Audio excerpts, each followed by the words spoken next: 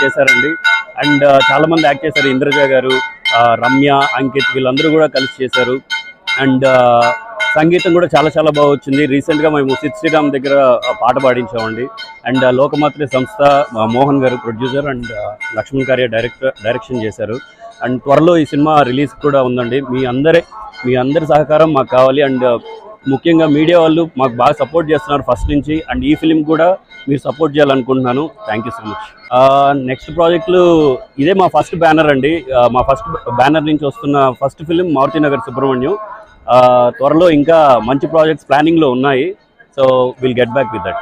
Cinema ఎలా ఉండబోతుంది నాకన్నా డైరెక్టర్ చెప్తే చాలా బాగుంటుంది. డైరెక్టర్ చెప్పు.